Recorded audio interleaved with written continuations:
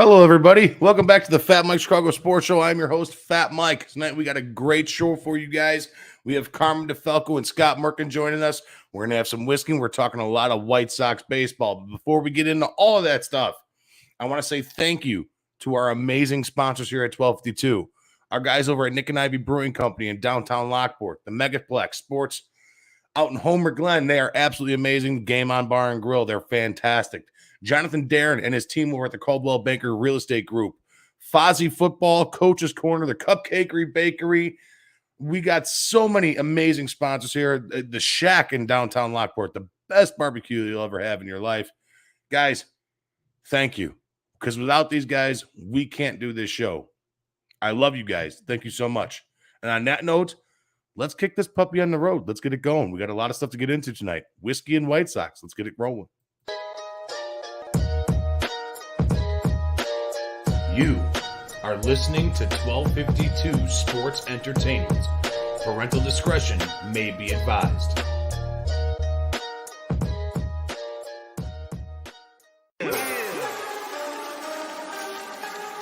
Woo! It's about that time. FatMike Chicago Sports. Yeah. Finally here. Shot City Sports is right here. Updates on news, get it here. No rumors, cause we keep it real. FatMike. Sit back, relax, sugar beer one of them nights. Hey, this is Carmen DeFalco from ESPN Chicago, and you're listening to the FatMike Sports Show. Hey, this is Dave Richard from CBS Sports, and you're listening to the FatMike Chicago Sports Show. Hi, this is Jesse Rogers for the FatMike Chicago Sports Show. Hey everyone, I'm Scott Merkin, the longtime White Sox beat writer for MLB.com and proud graduate of the University of Michigan. You're listening to me on the FatMike Chicago Sports Show. This is Chuck Arfine, and you are listening to the FatMike Chicago Sports Show. It's the best. Hey, what's up? This is Greg Braggs Jr. from Braggs in the Stands, and you're listening to my guys on the FatMike Chicago Sports Show. Boom! Hey everyone, Freddie Huebner from ESPN 1000. Great to be on the FatMike Chicago Sports Show. I'm Dan Zaborski, senior writer for Fangraphs, and you're listening to FatMike Chicago Sports Show. I'm JJ Stankovitz from NBCSportsChicago.com and the Undercenter podcast, and you are listening to the FatMike Chicago Sports Show. Hey Sparkle, you know what I listen to? It's the FatMike Chicago Sports Show with my guy, Fat Mike. Did you listen anywhere else? No shock. Listen to Fat Mike. The best.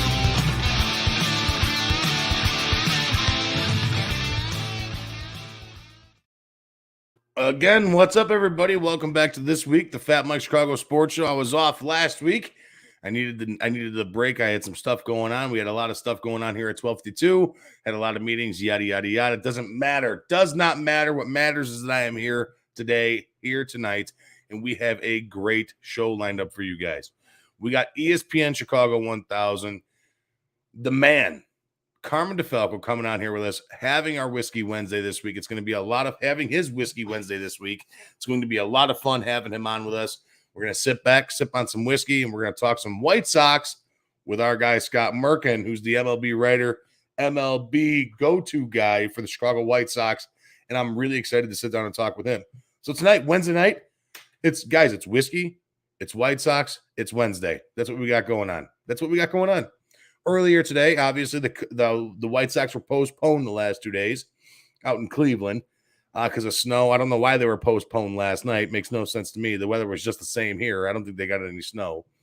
But they played a doubleheader today.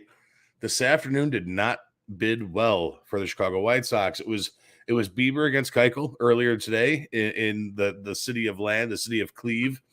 And Keuchel got beat around like a fucking snare drum, guys. Like a snare drum. It was not good for our Chicago White Sox today.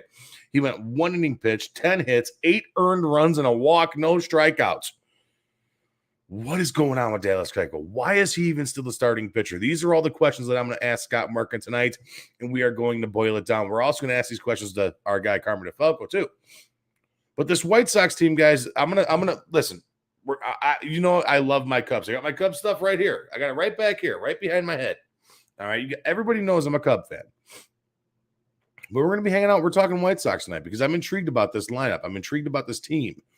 This team is battling a lot of injury tonight. Again, something that we're going to touch on with Scott and with Carmen and see how they figure it all out. How this team is going to survive the season battling all these injuries that they have going on.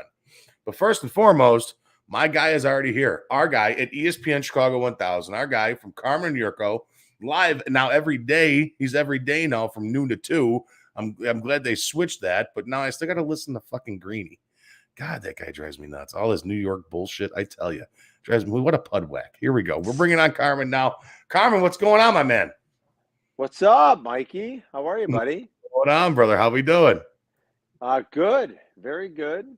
I got Tin Cup in front of me, so, how bad could it be? I got it. I have mine sitting here like, baby. Yeah, baby. There we go. It's a good whiskey, man. It's a good whiskey. I like it.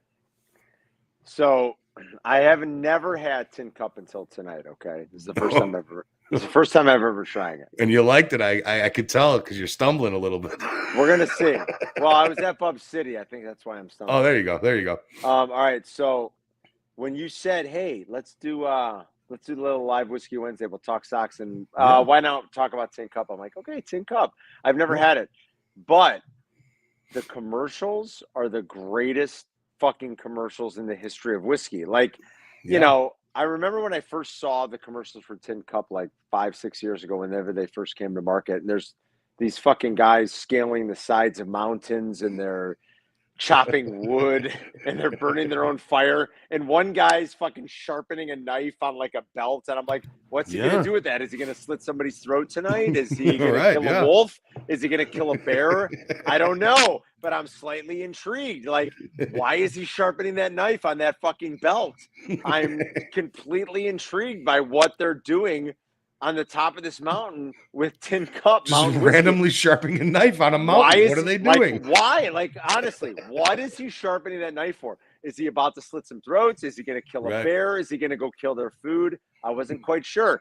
But all I know is the first time I saw that commercial, I sat there as a longtime whiskey connoisseur and aficionado, and I went, fuck, that's some really good marketing. Like, I want to go out with my friends and be manly and scale a mountain and drink fucking mountain whiskey and sharpen a knife on a belt and start my own fire on the top of a mountain. Listen, I've had Tin Cup before. I recommended it to you because it's a good, easy whiskey for somebody like me, a broke ass like myself, that can afford and sit back by a fire and hang out.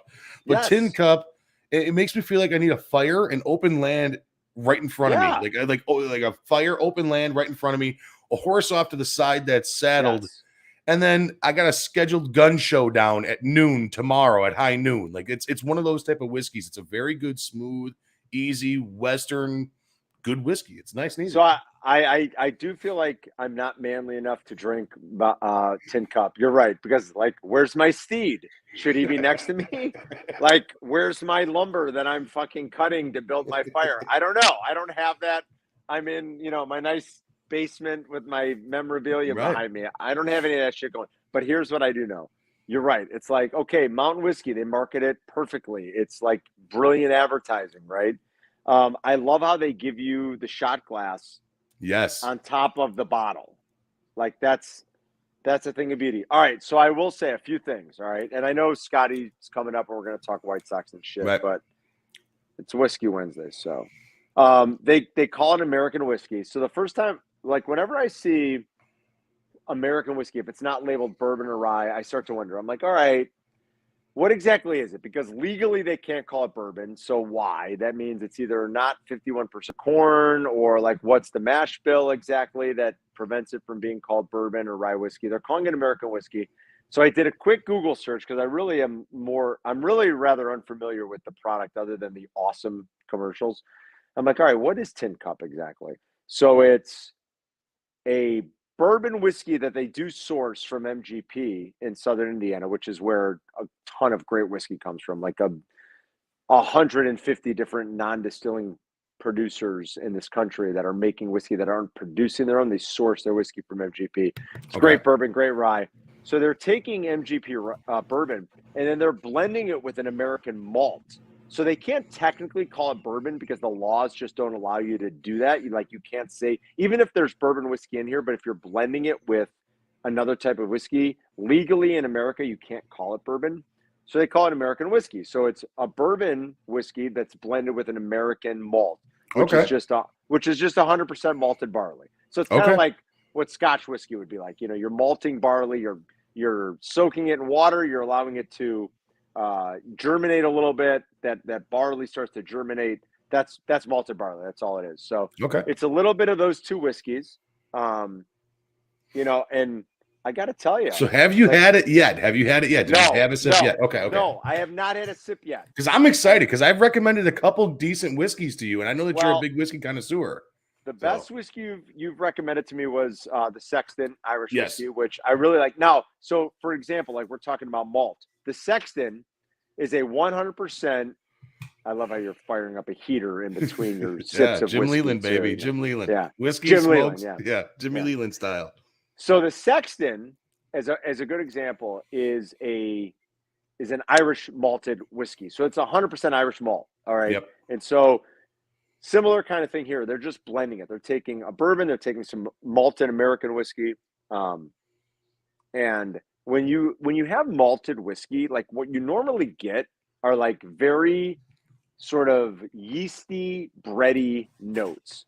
Okay. So and honestly, Mike, I don't know how much of the blend of this is malted whiskey, but it is, I don't want to say predominant, but like I definitely get the fact that, this smells more like a Scotch or Irish whiskey would nose. Like this has got like those malty, bready, sort of kind of like yeasty notes with a lot of sweetness from the bourbon, like a lot of vanilla and brown sugar notes from a little bit of cinnamon, maybe a little sweetness. Yeah, I think you're right. Like a little sweet, a little like spiced cinnamon. I don't disagree with that. But like there's definitely a lot of like those malty, bready notes. So I have poured it into my tin cup shot glass, which I appreciate that they give you. Mm-hmm. Again, there's no better marketing campaign in the history of whiskey than tin cup. Like I can't get over those fucking guys just chopping wood and sharpening knives.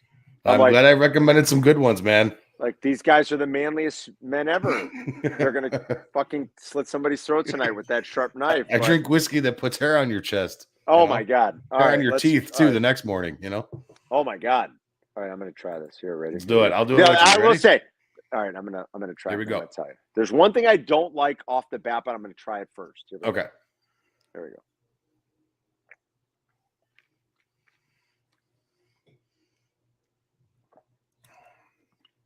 Okay. So, oh wow, yeah. Like to me, the maltiness of this is like, again, I don't know what the percentages are, but like to me, it tastes more like what a malted whiskey would taste like. Like I get some of those like chocolate bread sort of like yeasty notes on this. Here's what I don't love about it. Okay. I'm going to tell you what I don't love. I like those like chocolate bready notes. I do like that. What I don't love is the sort of the lack of viscosity on this. Like it's kind of thin. And I think that's just because it's an 84 proof whiskey. This is only 42% ABV. So it's a much lower proof than what I normally drink when it comes to bourbon and rye. And it's a lower proof than what most bourbon and rye is going to be. So you get a thinner like mouthfeel. Right.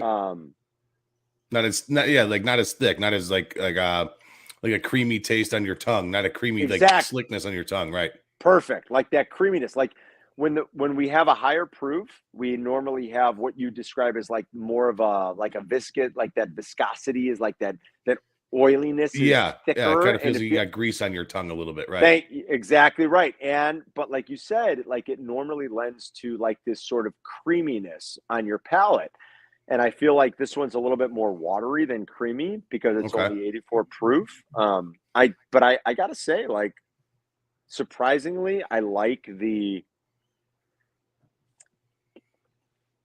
the palate, I like sort of those like chocolatey, cinnamony bread notes that are good. I just don't love the I don't love like the quickness of the finish because it's 84 proof and it's a little bit more watery than I would like normally. But the early palate, not bad. I mean, like, yeah, if you're on top of a mountain, if you've scaled the fucking mountain all day and you're sharpening knives and building fires, like, this is a pretty good. If you're that high in elevation, you don't want nothing too strong in case you fall off said mountain, you know? That could be. Like, this is a pretty good whiskey to just start drinking with your friends when you're on top of the mountain after scaling it all fucking day. I mean, that's, like they're banging fucking spokes into the side of the mountain and they're climbing up it. It's like, it's the greatest ad campaign ever in the history of whiskey. Like from the moment I saw it, I was like, that whiskey might suck, but that's the greatest commercial for whiskey ever. See, this is one of ever be better. This is I was excited to actually bring this up to you yesterday when you and I had talked. I'm like, hey man, I like this whiskey, and I was telling you a little side story of kind of what happened. A couple years back, I was sitting there in the backyard getting all shit faced. I did a lot that day, man. I did a lot. I worked all day. It was a Saturday. I worked all day. It was like 95 fucking degrees outside. I worked all day, and you know what I do. I pick up dog shit for a living. That's exactly what I do. All right. So I worked all day, and nothing smells worse than hot dog shit on a hot day. You know, I can't imagine. It's the worst. So I came home. I picked up my own dog shit, mowed the grass, did what I had to do, and I sat there. I lit a fire. It cooled down nice at night. Got down to like 68. I started this fire at like 9:30, like an asshole, like a complete jamoke. I started this fire at like 9:30. I go out there with my bottle of tin cup. The wife comes up and kicks my chair. It's like 2:45 in the morning. She's like, hey, asshole, what are you doing? I'm sitting there freezing my ass off because the fire's out. And I got an empty bottle, an empty fifth of fucking tin cup sitting next to me. It was like, holy moly. What did I do tonight? But it was a great night. I had a lot of fun. I could see that. So like when, if you were drinking, if you were sitting around by the fire that night and you were drinking, let's say like a Russell's Reserve pick, okay, from Wild Turkey, and it's 110 proof, and you're probably like your mind is going to tell you as you're drinking that, like, shit, this is, it's higher proof, right? Oh, yeah. Like you're getting fucked up quicker. You feel it a little bit quicker. Like it's sort of. You're drinking this, it's 84 proof, it's a little bit more watery, and it's just, it goes down easy. Sneaks up on you a little bit, right? Yeah, ultimately, this goes down easy. Could I sit by the fire for a few hours and just start fucking drinking this? Yeah. And it goes down easy, and then the next thing you know, you're drinking a fifth of it, and you're fucking hammered a few hours later, and the wife's kicking you, waking you up. You have no more leg hair because it got singed on the fire because your fat ass sat too close. And, then you wake up to the smell of bacon. You realize it's the back of your chair, and your back is cooking. You got griddle cakes on your back. That's what happens. I could see that happening, Mike. I mean, like, I really could see that happening. That's what happens to big guys like me. You wake up, smell bacon, you got to check yourself first, Yeah, completely. I do love the shot glass, like the fucking steel shot glass that they give you on this too. Yeah. Like, look, tin cup whiskey it's like $27. So it's a cheap little bottle. It's nothing. It's nothing pricey. You can't for the price. It's good. It's good.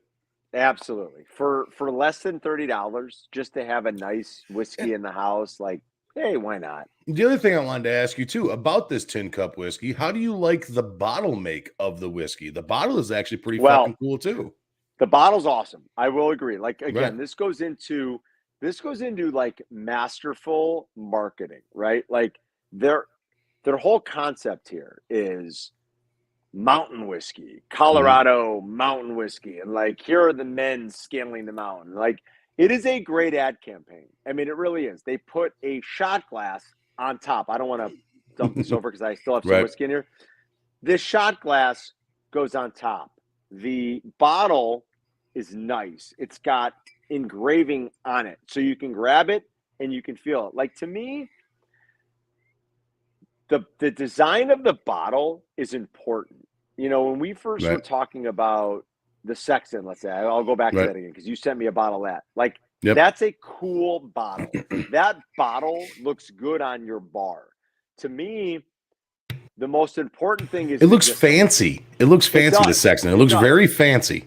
It's just cool. It's different. You don't see a lot of bottle designs like that. Okay, so if I'm evaluating a whiskey and what are the things that I want to put on my bar, what are the things that I want to present when my friends come over?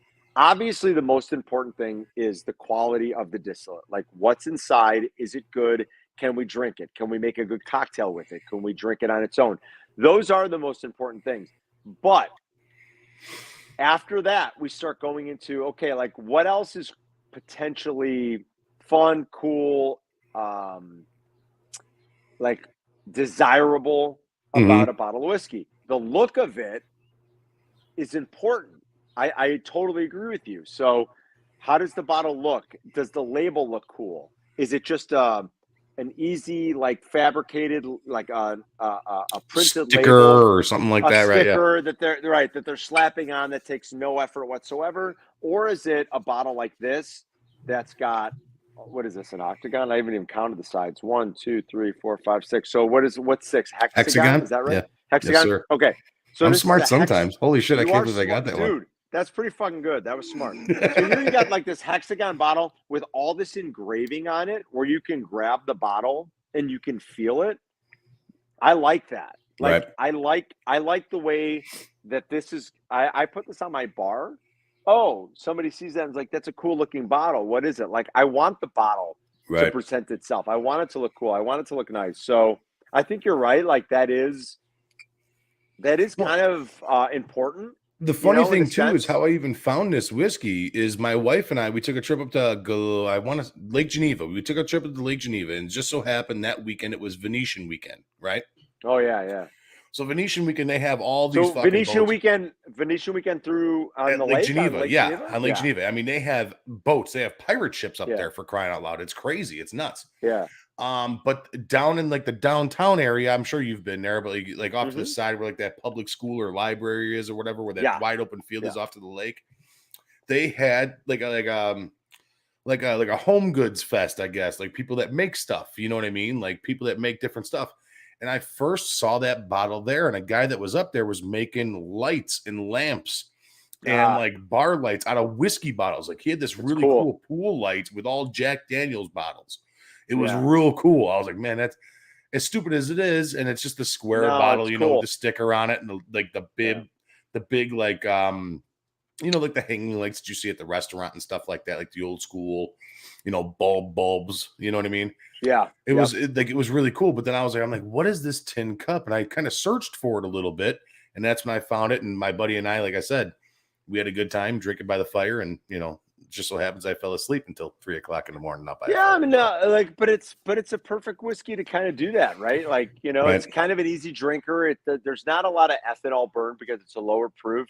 Could you sit by the fire with a bunch of buddies all night and smoke a cigar and have this? Yeah. Absolutely. You know, like I don't usually love cigars and whiskey because I feel like they fuck your palate up.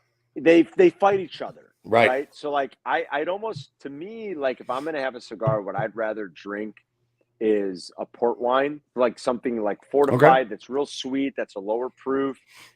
You know, I'm going to smoke a cigar that's got a little body to it, that's got some spice maybe to it.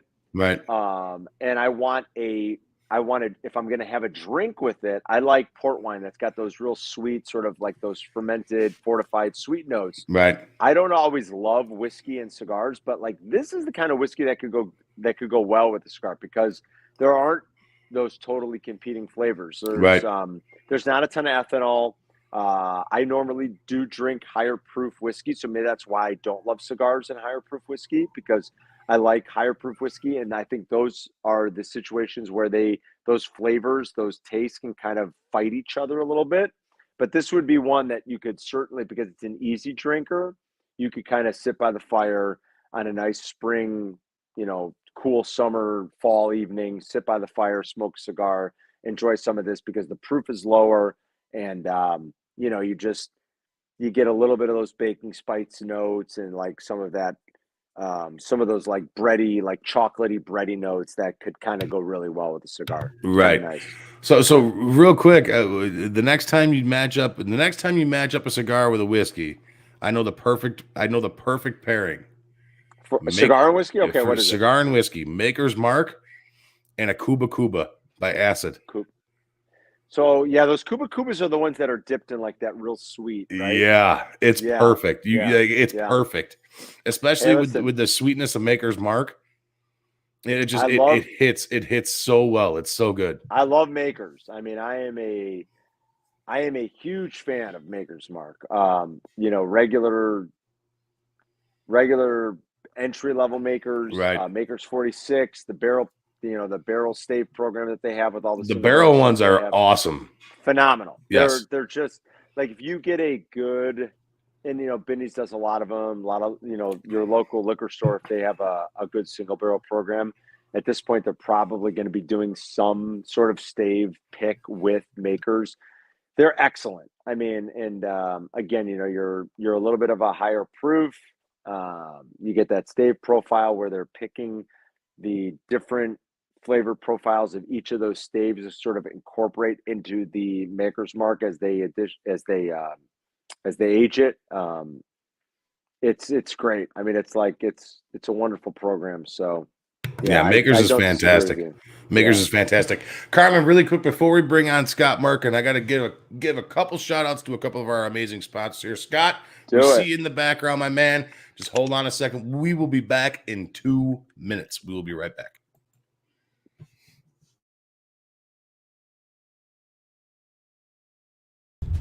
Hello. This is Paul from Nick and Ivy Brewing Company. We are located at 1026 South State Street in historic downtown Lockport, Illinois. We are very excited to be partnering up with the FatMike Chicago Sports Show, as well as the 1252 brand, because we are one of the few Chicagoland breweries that embrace sports and sports culture. Come in for a fresh brewed beer made right here in Lockport while catching the game of your favorite team. Stay for the live music that we have booked every weekend, or just come for a cozy atmosphere to enjoy a good conversation with a friend, loved one, or complete stranger. Nick and Ivy makes you feel right at home no matter what the occasion is. Follow us on Instagram and Facebook by searching for Nick and Ivy Brewing Company. Visit our website for our up-to-date tap list, or to go shopping on our online store at nickivybrewing.com. That's NIKIVY brewing.com. Come in today for a fresh brewed beer born and raised in Lockport, Illinois.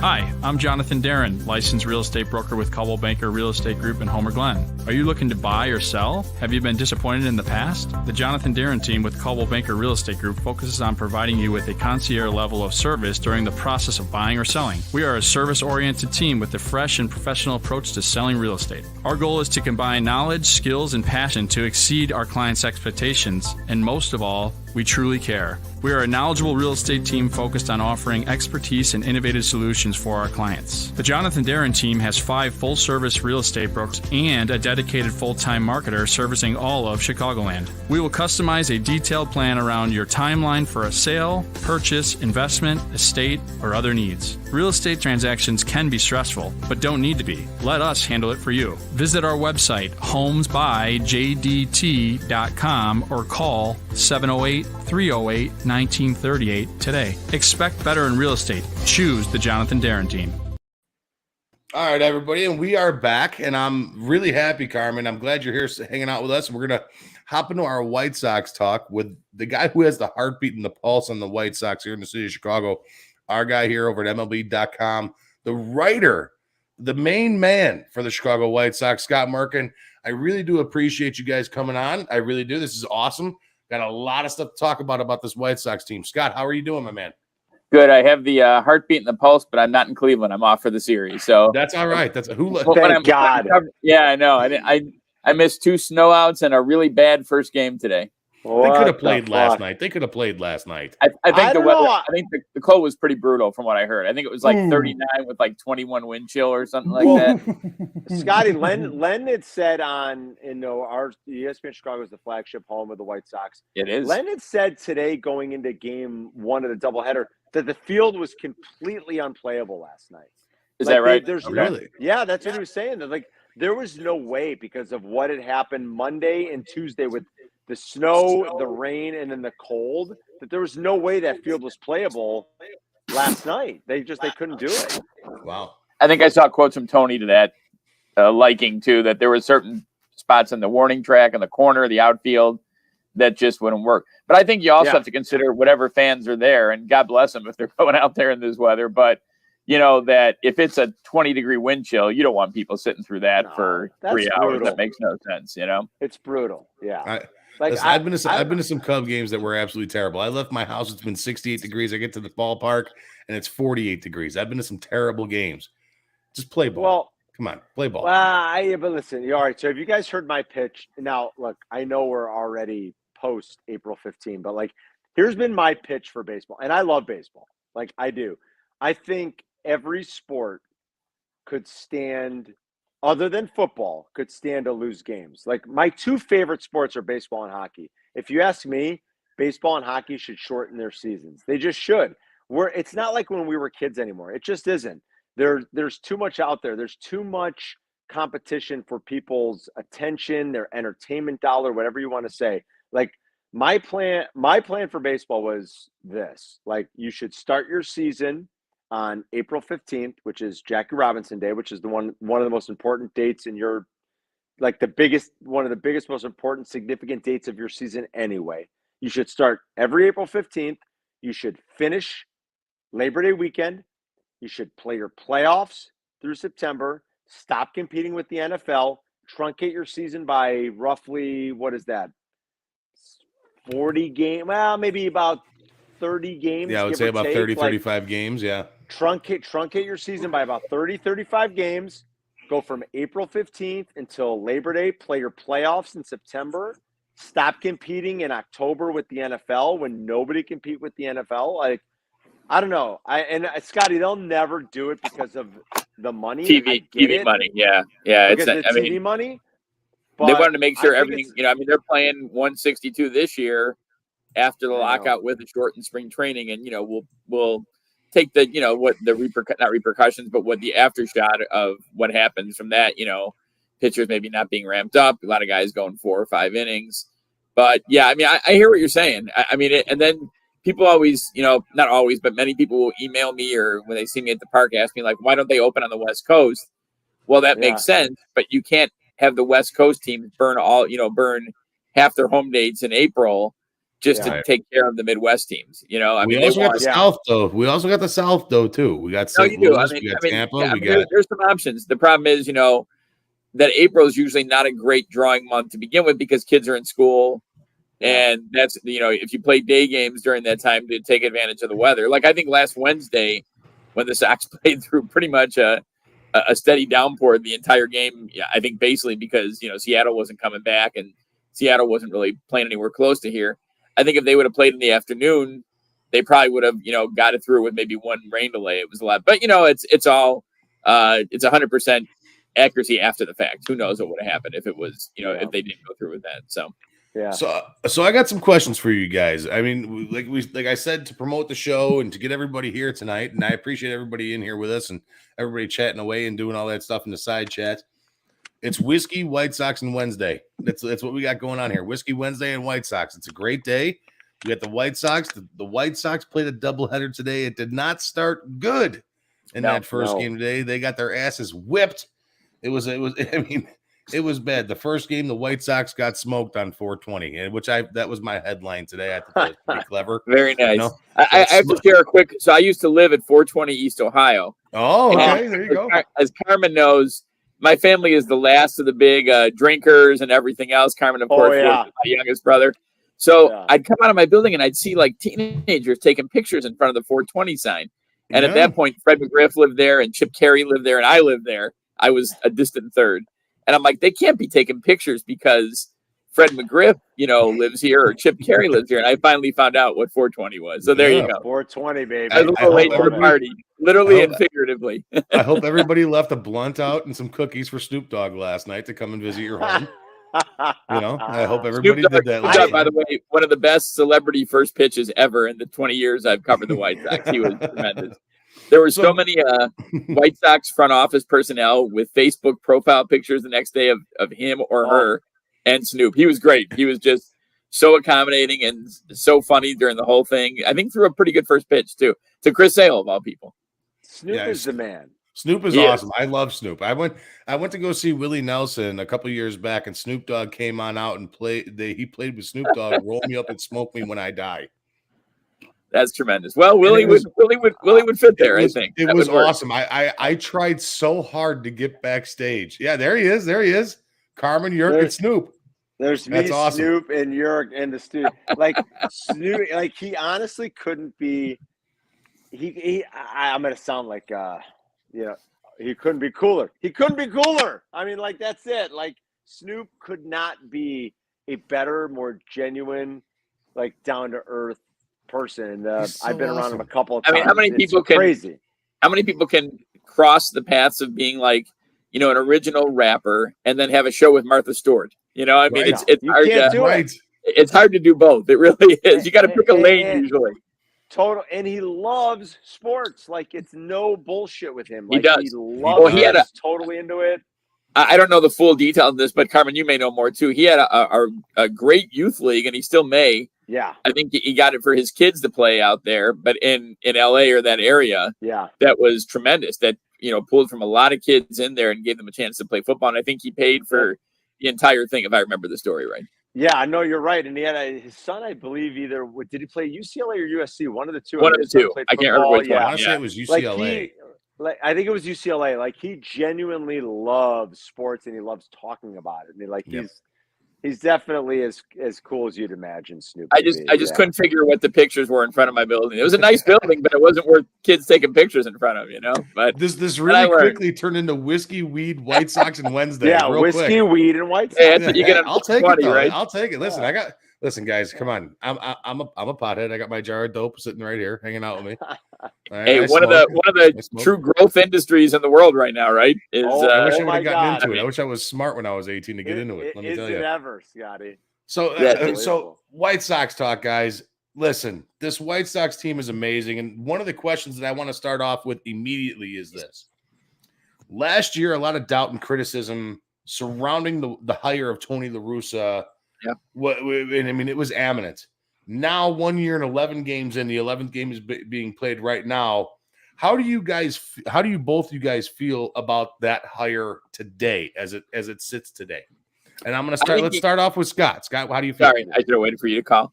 It's like a class. I think he seems more comfortable this year, and that's weird to say for a guy who's won 3 World Series titles, 6 pennants, and arguably is the winningest manager of all time because Connie Mack is number 1 and Connie Mack owned the teams. So he just kept hiring himself. So he's like 1,000 wins ahead of Tony, which is never going to be caught up. But he seems more comfortable and more at ease. And I don't think he was not at ease last year, but just seems to kind of fit more on the job. I get that there are people who question a lot of things, including the game 2 lineup tonight. But remember, it's game 11 out of 162. Right. With a short ramp up in spring training. And Tony believes in getting all these guys in there, and they're there for a reason. Danny Mendick drove in the first run tonight in the second game with the double. So, I mean, I think there's criticism of everyone, Ricky Renteria, Ozzie, Robin, Joe Madden, Jim Riggleman, you name him. But I think Tony, just my estimation, he seems to be a little more at home, a little more in place this year compared to like the start of last year, at least. Okay. How about you, Carm? Again, same thing. How do you feel about it today? Well, I think Scotty's right. And certainly he has the pulse of the team better than I do. But I mean, I think there's something to that. Like the way it was kind of thrown together and all the criticism last year, I feel like it was a little bit more clunky, if you want to use that word, having Tony La Russa manage this team. I don't think I will ever believe it was a good hire. And it doesn't matter if the White Sox win 98 games. Some people will tell you, look, it was right to hire Tony La Russa. No, they probably could have won 98 games with whomever they hired. Like if they hired AJ Hinch, who won 77 games with the Detroit team last year that was projected to win best 65. team in the second half last year. Right. I think he was what AJ was 68 and 61 after like a 9 and 23 start or something like that. Right. I refuse to believe that just because they win X amount of games, that means the hiring of Tony La Russa was correct. I don't think it was a good idea. I don't think I'll ever think it was a good idea, even if the White Sox are hoisting the trophy at the end of the year. They're talented enough to do that with or without Tony La Russa. The hire to me was Jerry Reinsdorf righting an old wrong. That's it. nothing else, nothing about playing baseball in 2021 or 2022. It was Jerry righting an old wrong for one of his best friends in baseball. And it, to me, as a White Sox fan, I don't like that. And if I hope they win. I hope they win, whether you say it's in spite of Tony, because of whatever. If it's in spite of Tony, if it's because of Tony, whatever. I hope they win. I'm a White Sox fan. I want them to win. I don't think I'll ever be convinced that it was a good hire. I think there were better options, and certainly one specific option that was better out there for them last year. And to me, it will always feel like Jerry just wanted to right an old wrong.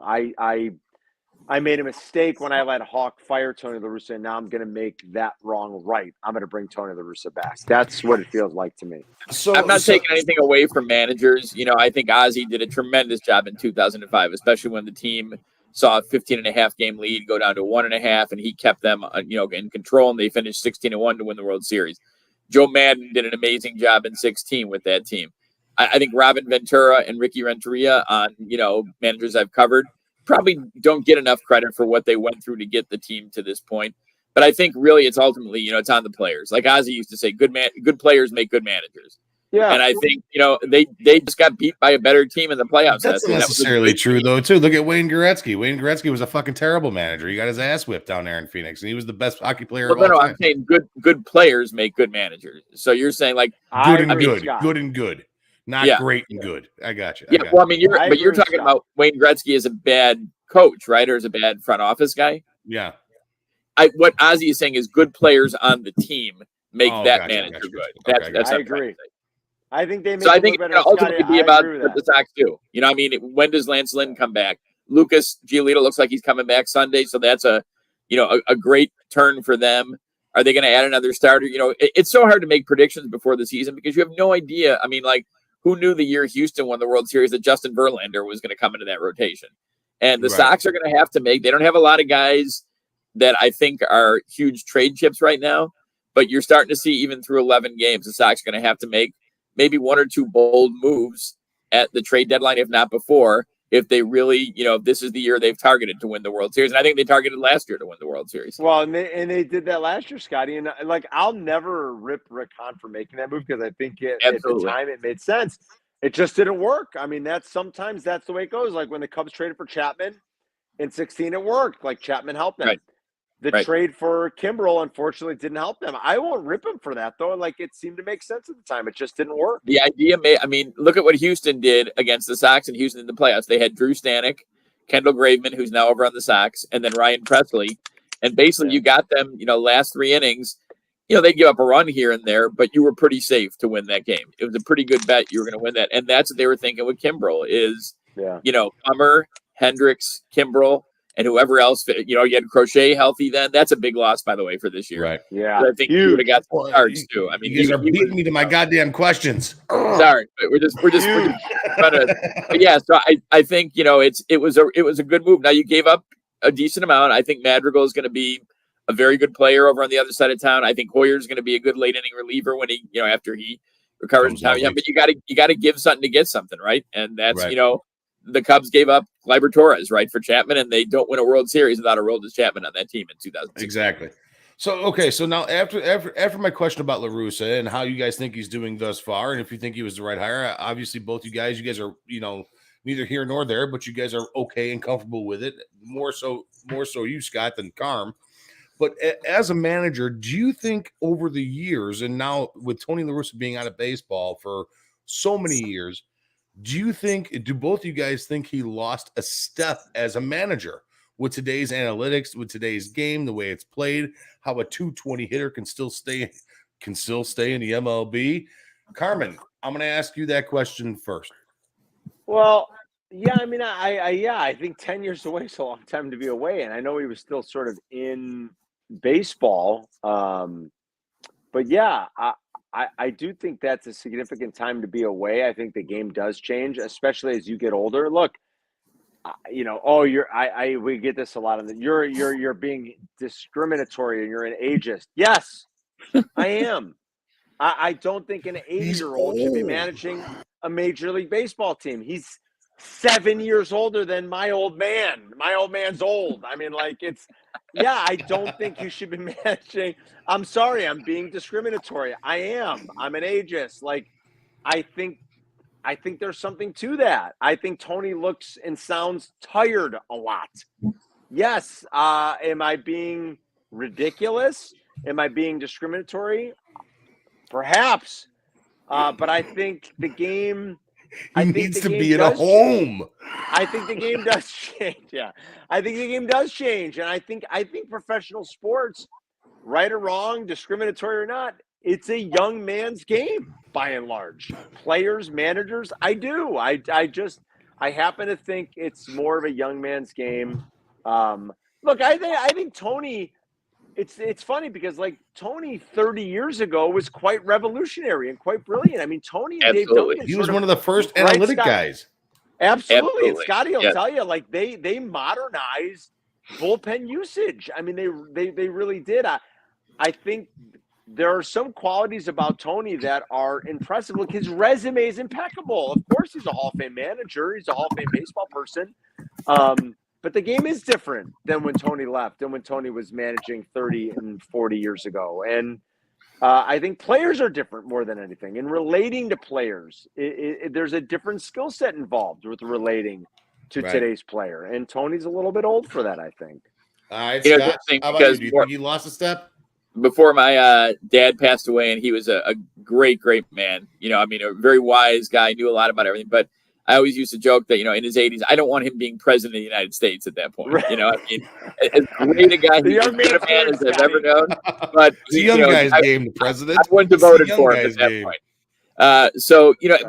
But I do think that he is up to speed with what's going on. And he's got a great coaching staff. He really does. With Miguel Cairo. I'm going to leave someone out, but Cairo, McEwing, Darryl Boston, Ethan Katz, Frank Menachino, Jerry Narron, Kelly Duncan. I'm sure I'm leaving someone out there, but I mean, he's got a good staff. And, the original question was how would he, it was kind of a whirlwind. And I don't think anyone really even bought it when Bob Nightingale first had it out there that it was Tony's job if he wanted it. I think Bob Nightingale might have known before maybe some in the White Sox front office knew that Tony was getting that job. But he's very relatable to the players. The players really do like him. There's no question about it. So, I mean, I get both sides, but again, I think, like you said, Carmen, he's a guy who he's big on, he talks about observational analytics. So I think what he's trying to say there is, don't just give me the spreadsheet and say, go with this. Give me the spreadsheet and let me see what he's doing on top of it, which I think makes sense. I think too much. I mean, I think I love analytics. We have, StatCast in my company, which is one of the greatest tools ever for analytics. And it really can show certain areas where players are, excelling or maybe why they've changed. But I think too much is now not the eye test so much, but too much is pushed aside where you can see certain things too. You can see how different guys respond out there, and I think, like, I don't know what the analytics show, but like I was watching Garrett Cole last night and he looked a little lost on the mound. And this is a guy who's one of the best pitchers in baseball for the last 3 years, right? Now, I don't know if analytics are going to tell me that, but just looking at him, you can see that. So I think Tony is accurate with the observational analytics. No more sticky stuff for Garrett. It may be. Man, that really changed a lot. I mean, who sure did? I would like to, I know that both you guys are big time Sox guys, but I would like to throw my 2 cents in as a Cub fan. It's been exciting watching this White Sox team over the last couple of years grow and excel and be where they're at today. The thing that I really love about this White Sox team is this. I love Tony La Russa. I really do. I really like Tony La Russa. The reason for it is because I like the fact that he brings back the small ball game aspect of baseball. It's no longer boom or bust. It's not a team full of Joey Gallos that hit barely their body weight. That drives me nuts. I don't like that. I like that these guys, that this White Sox team is a get them on, get them over, get them in type of team. And the catalyst of this team, both these guys, I think that are going to be absolutely tremendous. And I realized how good this guy is this year after I drafted him on my fantasy team. One, Tim Anderson and Luis Robert. These guys are absolutely fantastic. The absolute catalysts to make this offense hum. I love these guys. They're absolutely great. So I love what Tony La Russa is doing. I love that he brings back that small ball aspect. Hey, take a walk with Yasmani Grandal, because we all know, all three of us know, Yosmani Grandal can't bat his fucking body weight. Let's get real here. But I don't think that's La Russa, though, Mike. Like, I would say that's just more of a modern approach to baseball, like the importance of a walk. I don't know that the profile of Anderson or Grandal changes one way or another with or without La Russa. Like Grandal was who he was when he came here last year. Yasmani Grandal since 2015, if you look at the offensive metrics, has been one of the most productive offensive catchers in baseball since 2015. And how about after he came back, after he had that knee surgery last year, there was there was no one who hit the ball harder at the end of that season. And just real quick, not sorry to interrupt you, Carmen, but just real quickly, I mean, don't underestimate the home run too. That was something that was missing from the Sox in the postseason last year. Just extra base power. I think the other thing that was missing from the White Sox too last year, though, Scott Carmen. Let's be real here. The other thing that was missing from the White Sox was starting pitching. All right. Now, well, I think they were a little tired at the end there. I think they were very good during the year, and I think they just kind of hit a wall at the wrong time last year. Right. So I agree with Scott on that. Like Lynn got hurt, Rodon was hurt. I think they hit a wall at a bad time. I agree with that. Right. So Scott, I got. The thing is this: I don't want to. There's all this hot commodity around, and I guess it fell through with Sean Manaea out in Oakland. I guess it fell through. I don't want to see the White Sox. Listen. I'm not hating on the White Sox being a Cub fan. I used to a lot. I used to not stand the White Sox. But Sean Manaea does not help this White Sox team whatsoever. Don't forget this guy's been on a winning team out in Oakland the last 3 years, and the guy's still battling to make 500 as a pitching as a starter. He's like a Ted Lee type of guy. 12-11, 12-10, 13-12. He's that type of guy. He drives you nuts. All right. The one thing I want to ask you guys is, and this is both of you, Scott, I know that you got to go here shortly, and I apologize for keeping you on so long. No problem. You as well. Pleasure. Is this White Sox team, as it sits right now, deep enough? And if not, obviously they have to add something. Where do they add? Scott, I'll let you go first. Well, first of all, Ted Lilly, one of the great moments in Cub postseason history is him slamming the glove down on the mound after was it Chris Young with the home run? Chris Young. Yeah. That's Arizona. I'm gonna go grab my 45 and blow my brains out real quick. No, because there were some good moments after that. They won a World Series title. What more do you Ted, baby. Terrible Ted. But anyways, I was at a Reds game one time. I had a cup snake in the bleachers that was literally to my chin from the floor. Those cup snakes, man. And it was. What were you, 22? I was like 17. All right, that's better. Yeah, right, I was shithoused up at Wrigley. I mean, absolutely fucking annihilated. A fucking cup snake. I had a cup snake up there. I was drinking at Wrigley. I was drinking at Murphy's beforehand. Went to the park later on that day. I watched the Cincinnati Reds and Jay Bruce just completely annihilate. Jay Bruce actually gave me the finger that game because I was like, Bruce, you suck. I just kept on yelling at him on the bleachers. Turns around and gives me the finger and the glove like a complete dick. I loved it. It was great. But seriously, where they are deep enough. I think they are. I think right now they're battling some key injuries. Moncada's out with the oblique. Giolito's coming back. Lynn had the knee surgery, and he'll probably be back, the end of May, beginning of June. You lost Crochet for the season. I think you probably could use another left-handed bat. The Sox fans were, foaming at the mouth for Michael Conforto. And I don't mean that in a rude way, but that was the guy they wanted. Why? Just please explain this to me. I was foaming at the mouth. Why did they not go after Kyle Schwarber? I was all in on what the fuck are they doing? Schwarber, I thought Schwarber would have been. I think Schwarber, I don't know if Carmen would agree. I think Schwarber's made himself into a pretty decent outfielder. He's not going to win a Gold Glove, but so I think he would have, when that weather gets warm in Chicago about August and the power alley in right center at guaranteed rate, he might have hit 40 home runs. I think he would have been the guy. That's why I would have Scott. Why did they not go after him? I don't understand why they didn't go after him. He's they have their outfielder than Eloy. Eloy's over under on how many nets Eloy gets trapped into this year, like a tuna. This is their, they have their plan, and I guess he just wasn't on it at that point. I don't think Conforto was a guy they were really going after either. They got a guy in Pollock, though, who hits righties and lefties. So I think, always hurt. This is, he also had, you don't see that every day. Someone lighting up in the middle of the podcast there. I know. Now this is 420 or a regular cigarette there, Mike. Jim Leland style, baby. So, I think you're going to need more pitching. You can never have enough pitching. So I think, with Crochet gone, you're going to need another reliever, probably another starter, and probably a left-handed bat. But as it is right now, whatever the results are for the second game tonight, they're the best team in the AL Central by a good margin. There's no question about it. I agree. Are you guys? Carmen, you too. What do you think? I agree. I mean, like I think Detroit. I said all preseason leading up to the season that I think Detroit was going to maybe push the Sox a little bit more than Sox fans want to admit. I like Detroit's over 77 actually when Vegas first released the lines, but I agree with Scott. I think they are on merit, on talent, that they're the best team in the Central. I think they will win it. I would have loved them to add another left-handed bat. Schwarber to me would have made a lot of sense. They chose to go in a different direction, and okay, I hope it works. But some left-handed power, another lefty reliever, I think would be important for this team to add. And look, I think Merkin, they showed you last year, again, right or wrong, like it didn't work out, okay, but they went for it. They showed you a willingness to do a big-time deal with the player that they liked in Nick Madrigal, right? To acquire Craig Kimbrell. I don't think that's even go back to Shields, right? I mean, that was a team that was kind of borderline in it, and they went after a guy who wasn't going to be their front of the rotation, but they thought would be a help in getting him there. You know, while I might totally disagree with their philosophy back then and making a trade like that, like Scott's right, they've shown a willingness to go out and make deals.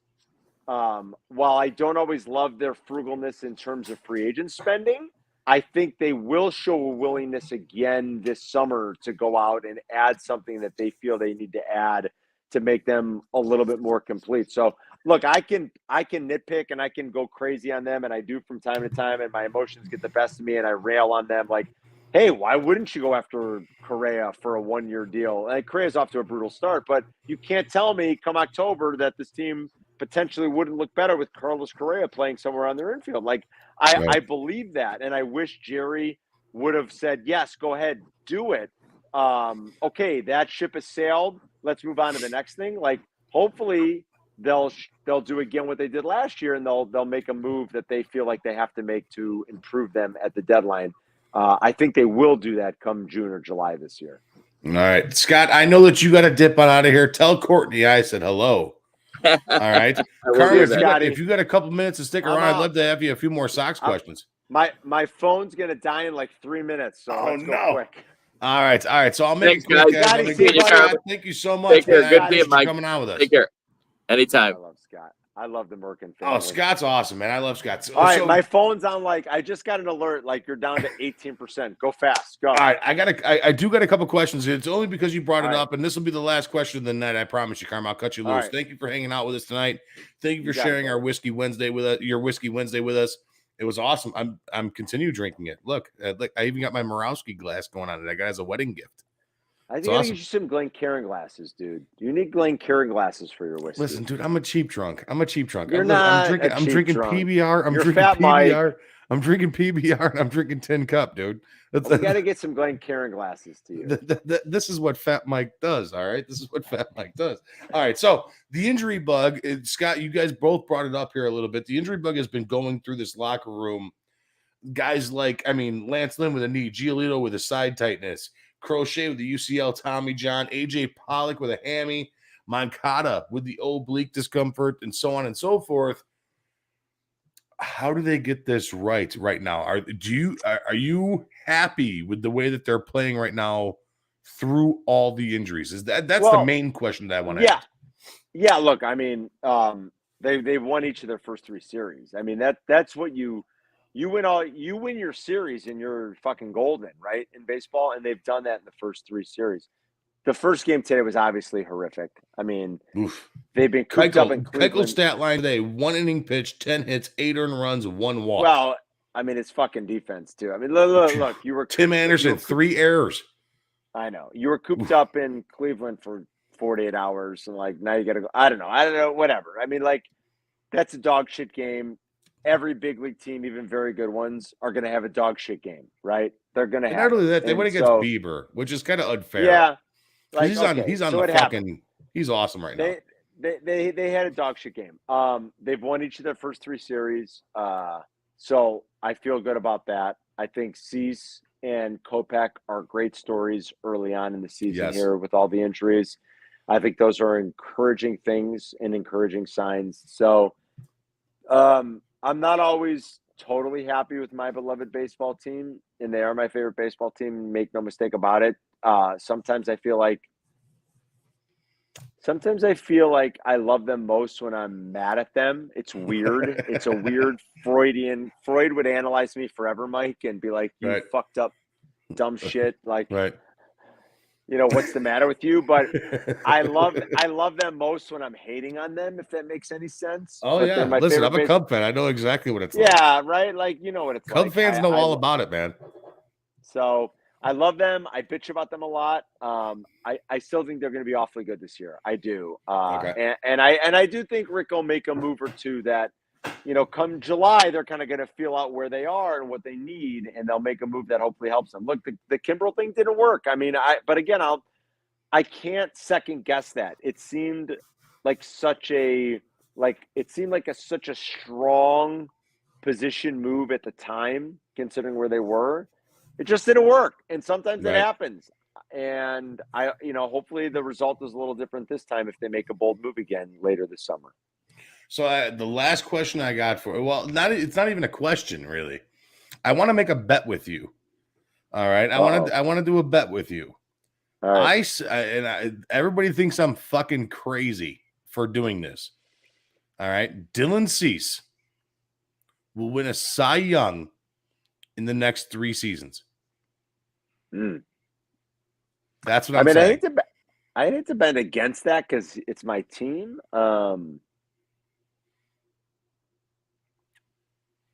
I'm taking Dylan Cease to win a Cy Young over the next 3 seasons. That kid's stuff is absolutely filthy. It's well, his stuff is great. It's great. I don't think I want to bet against that. I don't. Maybe I'm being a homer, but I don't want to bet against that. I can't I'm make surprised. that. I'm surprised. No, I don't want to bet against that. While maybe part of me feels like, that's a long shot. You said it. Like his shit is good. It's real good. It's not just good. Seriously, when you talk filth, when you sit there and you talk filth, he has some of the nastiest shit I've ever seen come out of his hand. And if you can harness it more and more, like he's got that. I do think he's got that type of potential. He's got that potential. So damn, I don't want to bet against a sandwich. I was hoping to get a sandwich and beer bet with you. Fuck. No sandwich bet. Sorry. No sandwich bet. That's all for Yurko, huh? All right, Carmen. Thank you so much for hanging out with us tonight, man. I really do appreciate it. Sorry to drain your phone. Thank you for staying on super long with us. Tin Cup Whiskey Wednesday, having some good stuff. There we go. Look at that. Mountain whiskey. Get your fucking friends. Sharpen your knives on a fucking belt and go chop some fucking wood and start your own fire. Chop like a some real wood man shirtless in a pair of jean shorts. Fucking mountain. This is Mountain Whiskey. The greatest ad campaign in the history of whiskey. All right. See you, brother. It's great. Carmen, thank you so much again, man. All right, buddy. You take care, man. You guys can catch Carmen DeFalco every single day, Monday through Friday, on ESPN Chicago 1000, 12 to 2, with his partner, Yurko. And these guys are awesome. Listen, this is my favorite show on ESPN 1000. They're fantastic. I love Carmen. I love Yurko. They both show 12 to 2 a ton of love. A ton of love. And guys, really quick, all of that with Scott Merkin, all of that with Carmen DeFalco was brought to you again by a couple of our great sponsors here. At 1252. See that Whiskey Wednesday's barking back at me right now. Here we go. But yeah, it was brought to you by a couple of our sponsors, the Megaplex, the Fozzie Football, and Coach's Corner. So thank you to those guys. We'll be back in literally 2.5 minutes. Megaplex Sports Complex is a 78,000 square foot center filled with hardwood and turf. They have baseball rentals with batting cages, softball, soccer, lacrosse, gymnastics, cheerleading, cornhole, basketball, volleyball, and pickleball. It also features a bar and grill with the best pizza and beef sandwiches around. They cater to events such as birthdays, graduations, corporate parties, as well as memorabilia shows. Check them out at Megaplex Sports Complex, 15301 South Bell Road in Homer Glen, 708-966-4210.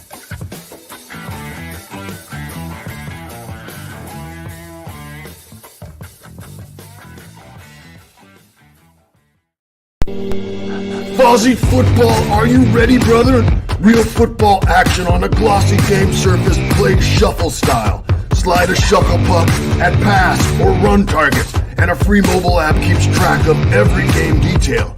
Easy to learn, but this game of skill is difficult to master. Take care of the ball, or turnovers will kill your drive. The game is guaranteed to get your competitive fire burning, and it's perfectly sized to take anywhere. The park, a barbecue, your next tailgate, or fun at home on game nights. Fuzzy football is simply the best, most realistic and competitive game of football available anywhere. Add defense when your skill improves and take the game to the next level. The perfect mix of fast action and real football drama, where a last-second Hail Mary can break hearts or make champions.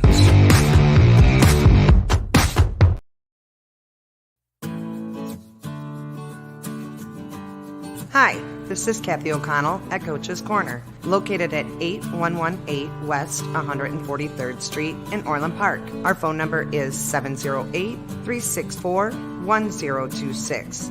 We are Orland Park's #1 sports bar. Come in for our wonderful beer menu and seltzers with a fully stocked bar. Watch a game, drink a beer, and try something off our amazing menu. We have everything to choose from: nachos, potato skins, and our house-made bar chips to start off with. Then try our tacos, burgers, and one of our delicious sandwiches.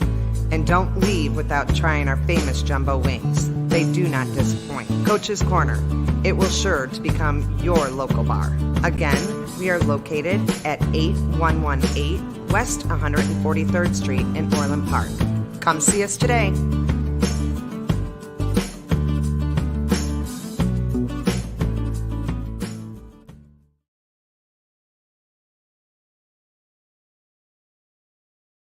All right, and we are back, guys. Thank you again to Scott Merkin from MLB.com, covering your Chicago White Sox, and thank you again for Carmen hosting his Whiskey Wednesday with us tonight from ESPN Chicago, ESPN 1000. It was a great time. We sampled some Tin Cup.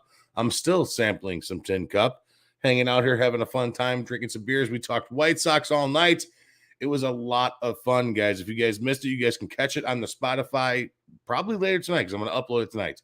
But really quick, guys, I'm not a happy camper. I've been sitting here talking White Sox all night. You guys know I'm a diehard Cub fan, hence the Cub banners back here. The Cubs are getting smoked. They're losing 5-1. I think they're playing Tampa Bay. Tampa Bay is a very good team. Arozarena has been killing the Cubs his last 2 games. The guys just keep on hitting RBIs. He's ridiculous. All right, but legit, though, what a great night to sit back, hang out, have some whiskey, have a few beers, hang out with Scott Merkin, the man himself. He has the heartbeat and the pulse of the Chicago White Sox. We asked a bunch of questions for him tonight, talking about Tony La Russa, talking about the injuries, talking about if they have enough to get it done this year. Carmen, the same thing. We're sitting there hanging, drinking whiskey with him. Tin Cup, my suggestion. It seems like he was like iffy on it, but that's okay. That's okay. Listen, I'm not the best at everything, guys. I'm not the best at everything. I'm definitely not the best at podcasting. I'm definitely not the best at whiskey drinking, but we'll figure it out. We'll figure it out. But thank you to those guys tonight. And we got a great segment here for you guys again tonight.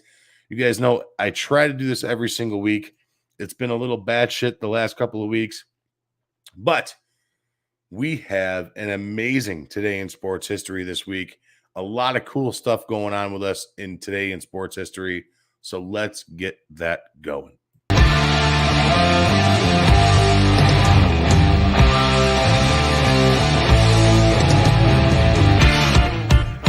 Thank you for listening to 1252 Sports Chicago.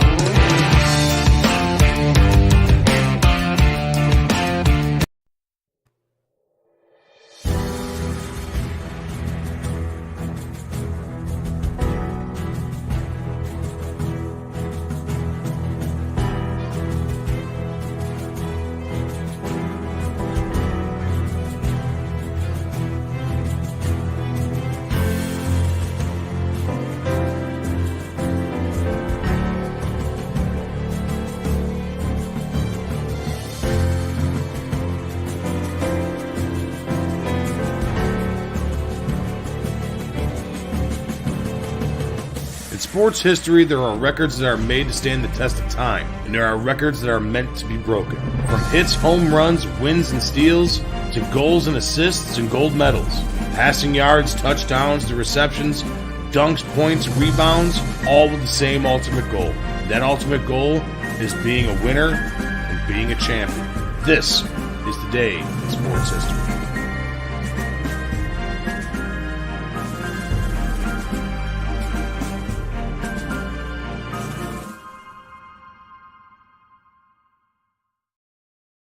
All right, what's up, guys? We got, so like I said earlier, we got some really cool stuff that happened today in sports history. And I'm going to start it off with this. In 1912, one of the most beloved ballparks ever opened up. Fenway Park officially opens as the Red Sox beat the New York Highlanders 7-6 in a 10-inning game. In 1912, the same exact year, Tiger Stadium in Detroit opens up. The Tigers beat the Cleveland Indians. It was the Indians at that time, guys, 6-5. In 1916, the Chicago Cubs played their first game at Weeghman Park, now Wrigley Field, and beat the Cincinnati Reds 7-6. In 1920, on today's date, 4/20, the Phillies manager, Gravy, it's an old school name, Kravitz, puts himself in as a pinch hitter and hits a 3-run homer to win the game against the New York Giants 3-0. Can you imagine that? Can you imagine Tony La Russa's old ass going out there and hitting a double to win the game? Can you imagine, Rossi going out there and hitting a pinch hit home run? How awesome would that be? That's a really cool one. I really wanted to say that one. I was really excited to say that one. In 1939, my favorite player of all time, guys, Ted Williams, records his first Major League Baseball hit as it comes off the New York Yankees' fellow future Hall of Famer, Red Ruffing, in Boston's 2-0 opening day defeat at Yankee Stadium. Ted Williams will forever and always be my number one favorite baseball player of all time. Plain and simple. Ted Williams is the man. In 1943, Braves manager Casey Stengel was hit by a taxi and fractured his leg.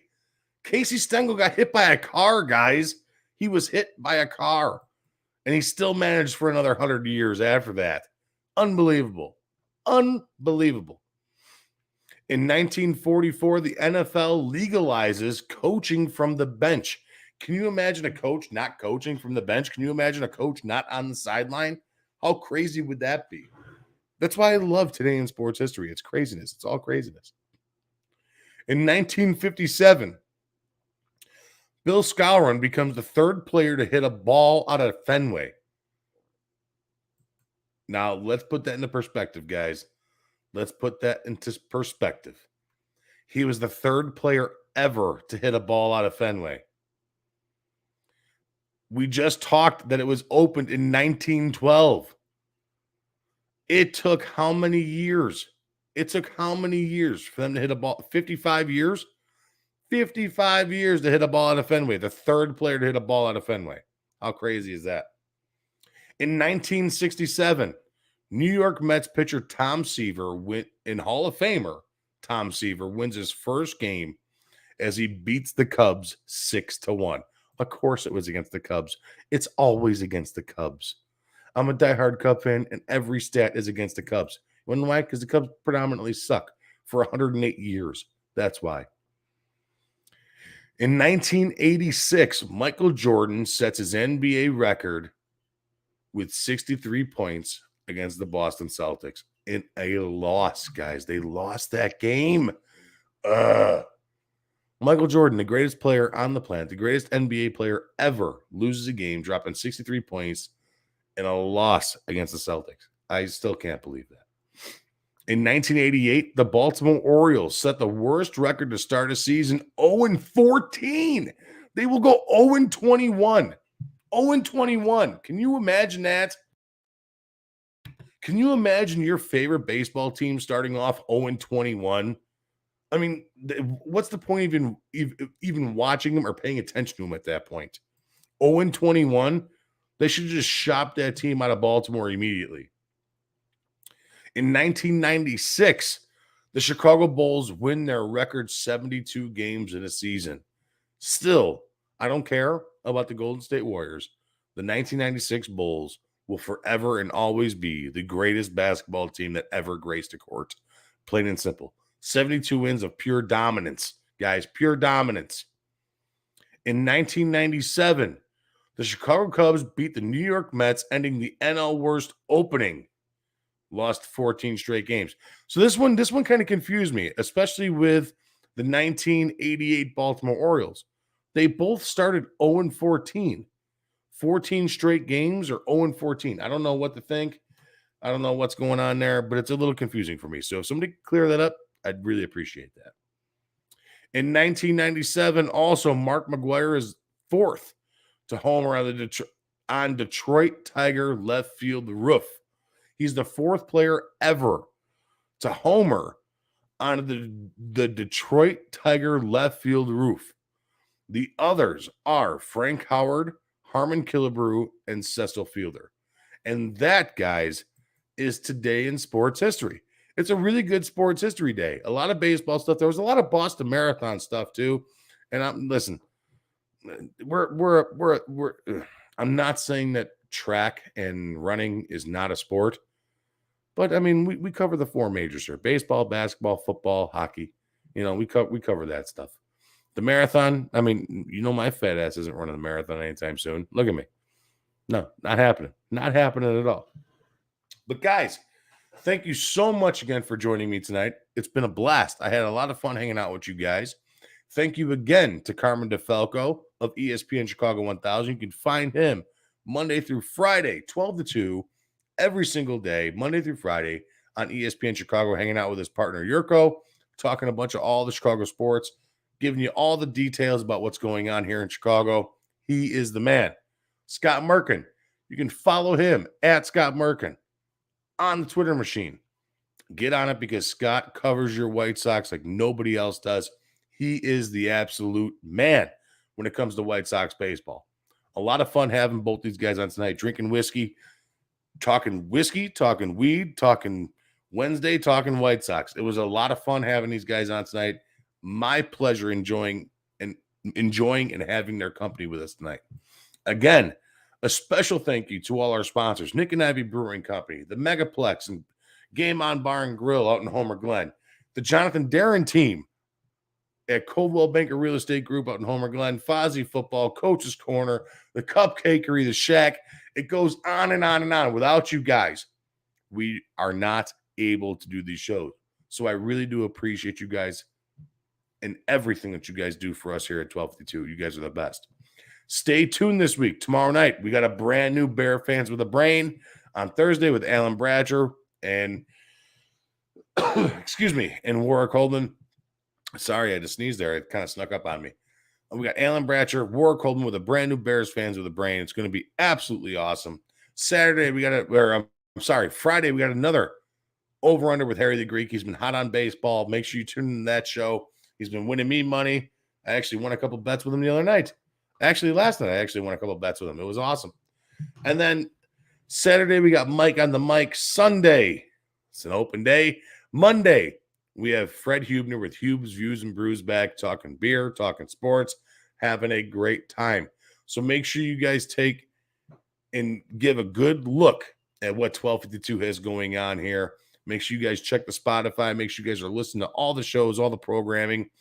And we love having you guys. So make sure you guys download it, like, share, do what you guys got to do, because that's how we continue to do this, is with you guys. So on that note, I'm out of here, guys. You guys have a great night, and I will see you guys next Wednesday. On that note, adios.